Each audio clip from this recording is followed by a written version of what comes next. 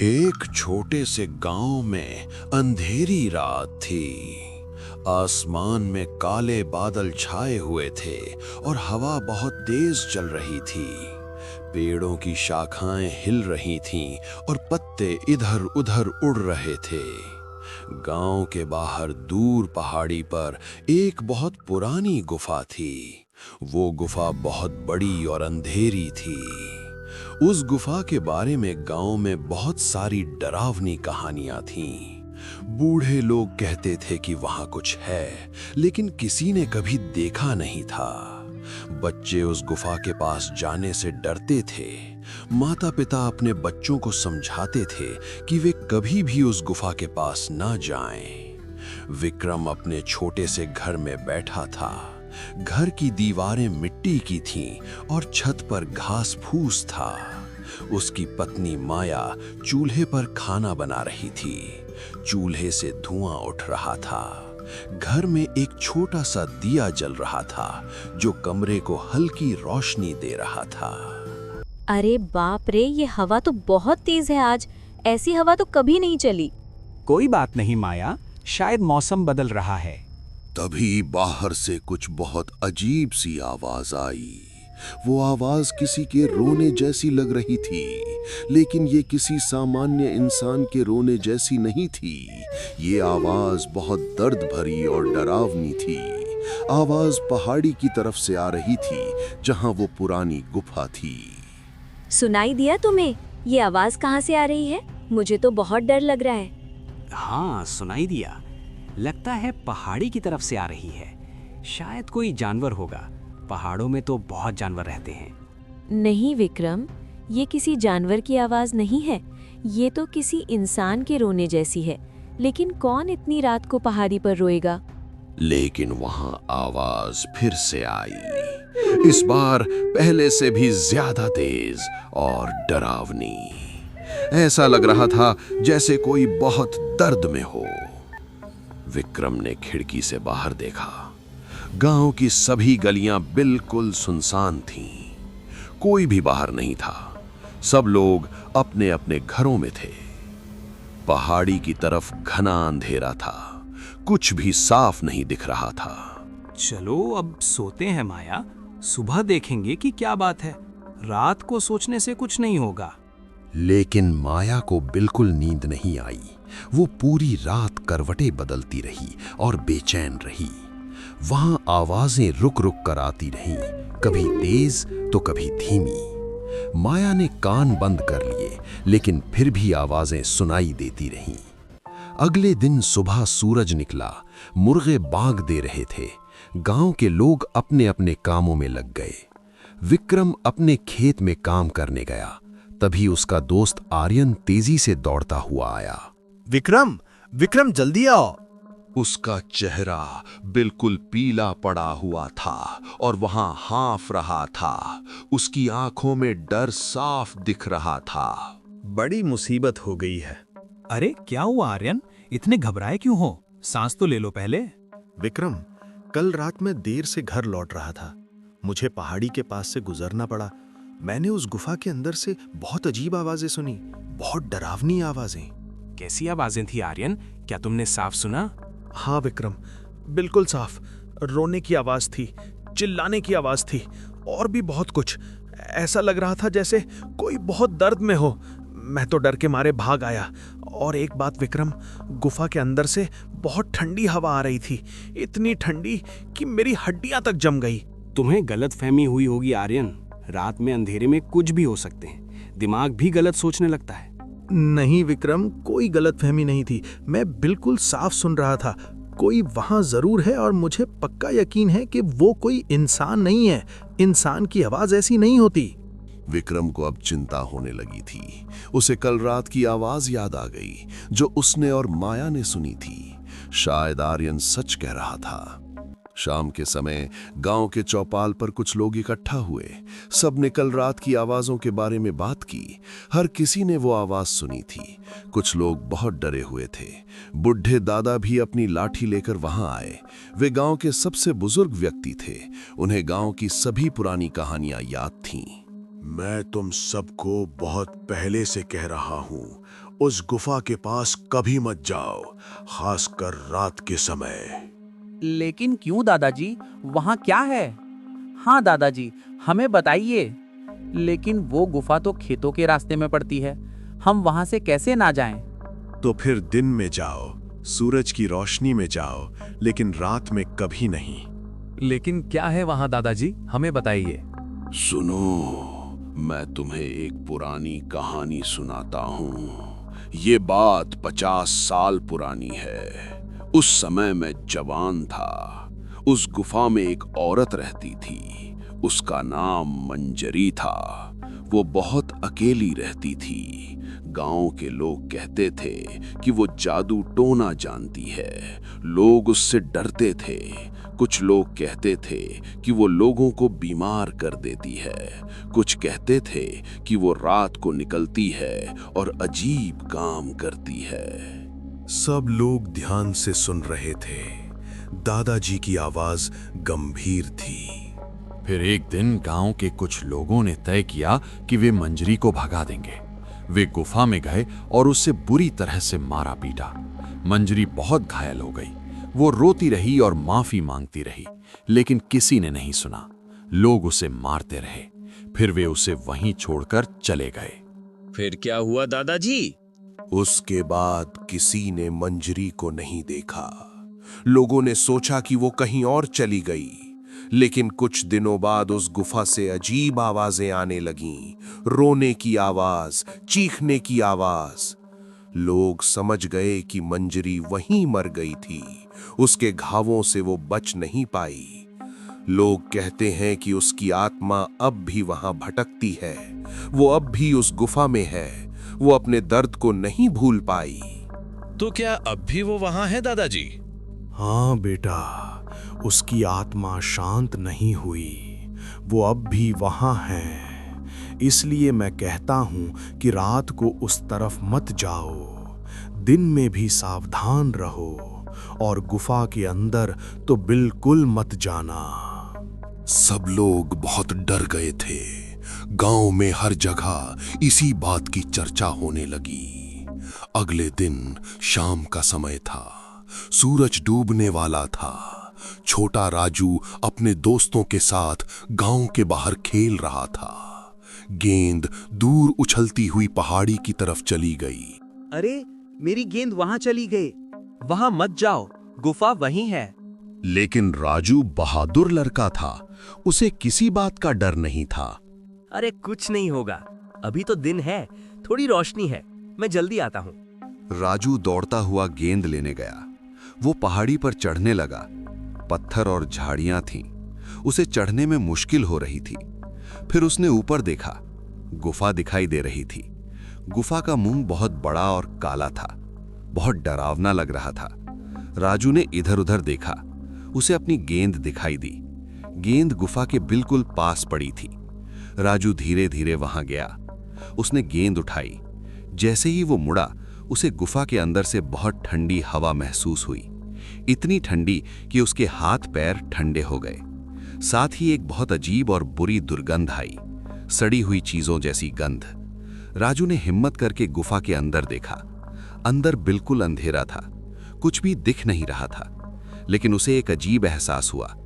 ऐसा लगा जैसे अंदर से कोई उसे देख रहा है, उसे ध्यान से घूर रहा है। फिर उसे सांस लेने की आवाज सुनाई दी। कोई अंदर सांस ले रहा था, धीरे धीरे लेकिन साफ। कौन है वहां? कोई है क्या? राजू की आवाज कांप रही थी। उसे बहुत डर लग रहा था। कोई जवाब नहीं आया, लेकिन सांस लेने की आवाज और तेज हो गई। अब वो तेज तेज सांस ले रहा था, जैसे कोई गुस्से में हो। राजू बहुत घबरा गया।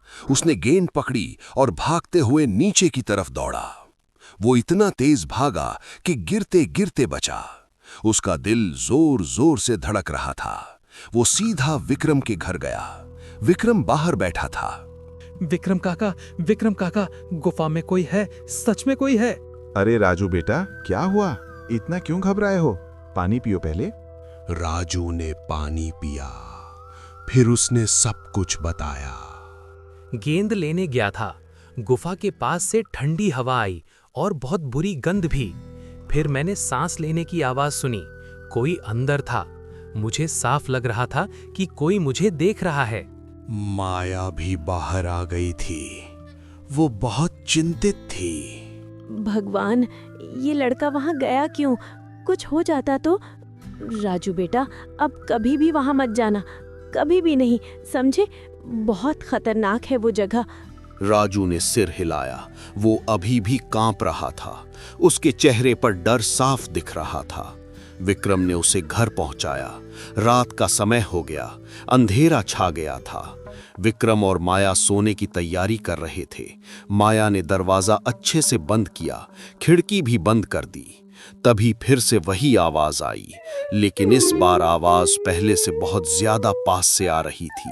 ऐसा लग रहा था जैसे कोई गुफा से निकलकर गांव में आ गया हो। आवाज अब बहुत तेज थी। विक्रम, ये आवाज तो बहुत पास से आ रही है। लगता है गुफा से कोई निकल आया। हाँ माया, मुझे भी ऐसा ही लग रहा है, कुछ गड़बड़ है। विक्रम ने हिम्मत करके दरवाजा थोड़ा सा खोला और बाहर देखा। गली में घना अंधेरा था। चांद भी बादलों में छुपा हुआ था। दूर से आर्यन की लालटेन की रोशनी दिखाई दी। आर्यन भी अपने घर से बाहर आया था। वो भी डरा हुआ लग रहा था। विक्रम, ये क्या हो रहा है? आवाज बहुत पास से आ रही है। हाँ आर्यन, मुझे लगता है गुफा से कुछ निकल आया है। शायद वो यहाँ आ गया है। उन दोनों को अचानक बहुत तेज हवा का झोंका लगा। हवा इतनी ठंडी थी कि दोनों के शरीर ठंडे हो गए। हवा में वही भयानक दुर्गंध थी जो राजू ने बताई थी, सड़ी हुई चीजों की गंध। फिर उन्हें बहुत पास से किसी के सांस लेने की आवाज सुनाई दी। कोई उनके बिल्कुल पास था, बहुत पास, लेकिन अंधेरे में कुछ भी दिख नहीं रहा था। विक्रम, ये क्या है? मुझे लग रहा है कोई यहाँ है, बिल्कुल पास, लेकिन दिख नहीं रहा। हवा और तेज हो गई। ऐसा लग रहा था जैसे कोई उनके चारों तरफ घूम रहा है, तेजी से घूम रहा है। आर्यन की लालटेन की रोशनी कम होने लगी। लालटेन बुझने लगी। आर्यन भागो, जल्दी अंदर जाओगी। दोनों तेजी से अपने अपने घरों में घुस गए। विक्रम ने दरवाजा जोर से बंद किया। माया कोने में खड़ी कांप रही थी। उसका चेहरा भय से सफेद हो गया था। ये क्या था विक्रम? बाहर क्या है? पता नहीं माया, लेकिन जो भी है वो यहाँ है, हमारे गांव में आ गया है। बाहर से अब बहुत सारी अजीब आवाजें आने लगी। कभी रोने की आवाज आती, बहुत दर्द भरी आवाज। कभी किसी के धीरे धीरे चलने की आवाज, पैरों को घसीटने की आवाज। लेकिन अभी भी कुछ दिख नहीं रहा था। सब आवाजें थीं, लेकिन कोई दिख नहीं रहा था। फिर अचानक उनके दरवाजे पर खड़खड़ाहट होने लगी। धीमी लेकिन लगातार खड़खड़ाहट, खट खट खट बार बार, रुकती नहीं थी। विक्रम, दरवाजा मत खोलना, प्लीज मत खोलना। मैं नहीं खोलूंगा माया, तुम चिंता मत करो, हम चुप रहेंगे। खटखटाहट कुछ देर चलती रही, फिर रुक गई। लेकिन अब खिड़की पर आवाज आने लगी। कोई खिड़की को खरोच रहा था, नाखूनों से खरोच रहा था। खर खर की आवाज आ रही थी, बहुत डरावनी आवाज। दोनों डर के मारे एक दूसरे के पास बैठ गए। वे बिल्कुल चुप थे, बोल भी नहीं रहे थे। उनका दिल तेज धड़क रहा था। फिर उन्हें छत से आवाज आई। छत पर कोई चल रहा था, धीरे धीरे पैरों को घसीटते हुए छत से मिट्टी गिरने लगी। आवाजें लगातार आती रहीं पूरी रात, कभी दरवाजे पर, कभी खिड़की पर, कभी छत पर। लेकिन कुछ दिख नहीं रहा था, सिर्फ आवाजें और वो भयानक ठंडी हवा और वो दुर्गंध। ये तीनों चीजें बताती थीं कि कोई वहां है। पूरी रात दोनों जागते रहे, एक पल भी नहीं सोए। सुबह हुई, मुर्गों ने बांग दी, सूरज निकला। विक्रम ने धीरे से दरवाजा खोला। बाहर सब कुछ सामान्य लग रहा था, लेकिन जमीन पर कुछ अजीब निशान थे। ये पैरों के निशान नहीं थे, ये लंबी खरोंचों के निशान थे, जैसे किसी ने लंबे नाखूनों से जमीन को खोदा हो। दरवाजे पर भी खरोच के निशान थे। आर्यन भी अपने घर से बाहर आया। उसका चेहरा बहुत थका हुआ था। उसकी आंखें लाल थीं पूरी रात जागने से। विक्रम, पूरी रात नींद नहीं आई। वो चीज मेरे घर पर भी आई थी, वही आवाजें, वही खटखटाहट। हाँ आर्यन, मेरे घर पर भी यही हुआ। अब हमें कुछ करना ही होगा, ऐसे तो हम जी नहीं पाएंगे। दोपहर में विक्रम, आर्यन, बुढ़े दादा और राजू मिले। चारों बहुत चिंतित थे। दादाजी, अब हम क्या करें? हर रात यही होता रहेगा तो हम कैसे जिएंगे? मैं सोच रहा हूं मंजरी की आत्मा को कुछ चाहिए, वो कुछ ढूंढ रही है, इसीलिए वो गांव में आ रही है। लेकिन क्या चाहिए उसे दादाजी? अगर हमें पता चल जाए तो शायद हम कुछ कर सकें। मुझे एक बात याद आ रही है। जब लोगों ने मंजरी को मारा था, तब उसने कुछ कहा था। उसने कहा था कि उसकी एक बहुत कीमती चीज गुफा में रह गई है। वो उसे वापस लेना चाहती थी, लेकिन किसी ने उसकी नहीं सुनी। कौन सी चीज दादाजी? क्या था वो? एक लाल कपड़े में लिपटा हुआ कुछ था। मुझे याद है उसने कहा था लाल कपड़ा। शायद कोई तावीज था या कोई गहना। उसके लिए बहुत कीमती था। तो क्या हमें गुफा में जाना होगा और वो चीज ढूंढनी होगी? हाँ आर्यन, लेकिन बहुत सावधानी से, और दिन में जाना जब सूरज आसमान में हो। रात में बिल्कुल मत जाना। अगले दिन दोपहर का समय था। सूरज पूरी ताकत से चमक रहा था। विक्रम और आर्यन गुफा की तरफ चले। बुढ़े दादा और राजू पहाड़ी के नीचे इंतजार करने लगे। दोनों बहुत डरे हुए थे, लेकिन उन्हें जाना ही था। गुफा का मुंह बहुत बड़ा और डरावना लग रहा था। दिन में भी वो डरावनी लग रही थी। अंदर से ठंडी हवा आ रही थी। दोनों धीरे धीरे अंदर गए। विक्रम ने मशाल जलाई। मशाल की रोशनी में गुफा की दीवारें दिखाई दीं। दीवारें गीली थीं, उन पर काई लगी हुई थी। दीवारों पर बहुत सारे खरोंच के निशान भी थे, लंबे और गहरे निशान। वे धीरे धीरे आगे बढ़े। गुफा अंदर से बहुत लंबी थी। चलते चलते उन्हें कोना दिखा। वहां पुराने फटे कपड़े पड़े थे, कुछ टूटे बर्तन भी थे। यहां कोई रहता था। ये मंजरी की जगह थी। आर्यन, यहाँ देखो, यहाँ कोई रहता था। ये सब चीजें देखो। हाँ विक्रम, यहीं वो रहती होगी। अब लाल कपड़ा ढूंढो, जल्दी करो। दोनों ने वहां ढूंढना शुरू किया। उन्होंने सब चीजें देखीं। तभी आर्यन को एक बड़े पत्थर के नीचे कुछ लाल दिखाई दिया। विक्रम, यहाँ देखो, ये रहा। वहां एक मैला लाल कपड़ा था। उसमें कुछ लिपटा हुआ था। आर्यन ने सावधानी से उसे उठाया। कपड़ा बहुत पुराना था। यही है आर्यन, यही वो चीज है जो वो ढूंढ रही है। चलो अब जल्दी से बाहर चलते हैं। तभी गुफा के अंदर से अचानक बहुत तेज हवा चलने लगी। ऐसा लगा जैसे तूफान आ गया हो। मशाल की लौ तेजी से हिलने लगी, बुझने लगी। दोनों को बहुत ठंडक महसूस हुई, इतनी ठंडी कि उनकी सांस दिखने लगी। फिर उन्हें गुफा के अंदर से सांस लेने की आवाज सुनाई दी। तेज तेज सांस, गुस्से में आवाज।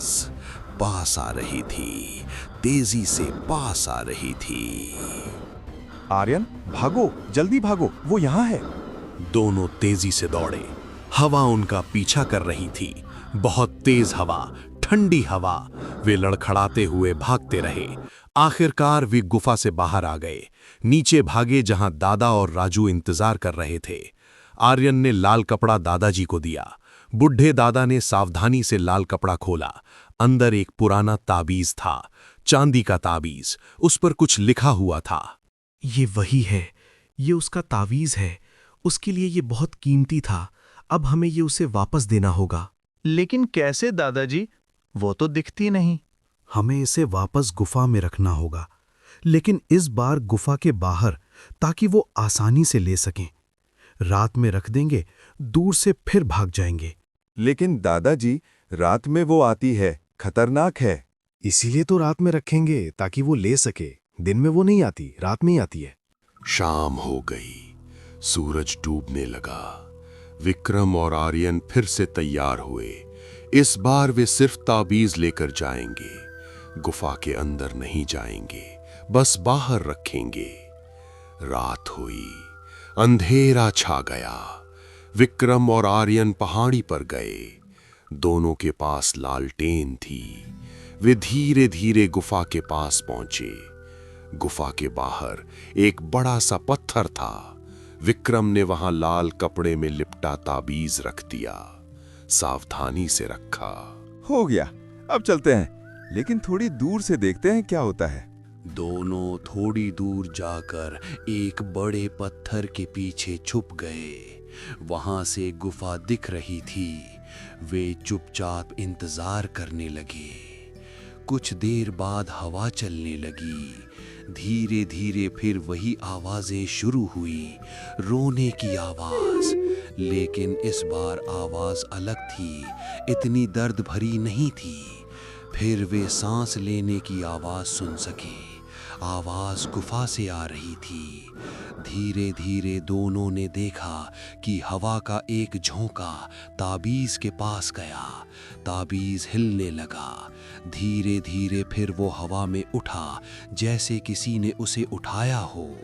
ताबीज हवा में तैरता हुआ गुफा के अंदर चला गया, गायब हो गया। फिर एक लंबी गहरी सांस की आवाज आई, राहत की आवाज, जैसे किसी को बहुत समय बाद चैन मिला हो, शांति मिली हो। फिर सब कुछ शांत हो गया, बिल्कुल शांत। हवा बंद हो गई, आवाजें बंद हो गईं, सब कुछ शांत हो गया। आर्यन लगता है चली गई। उसे मिल गया जो वो चाहती थी। हाँ विक्रम, अब उसे शांति मिल गई होगी। चलो नीचे चलते हैं। दोनों नीचे आए। उस रात गांव में कोई आवाज नहीं आई। सब कुछ बिल्कुल शांत था। कोई खटखटाहट नहीं, कोई खरोच की आवाज नहीं, कोई ठंडी हवा नहीं। सब शांत था। बुढ़े दादा ने सबको बताया कि मंजरी की आत्मा को शांति मिल गई है। उसे अपना ताबीज मिल गया था। अब वो भटकेगी नहीं, अब वो शांति से चली गई।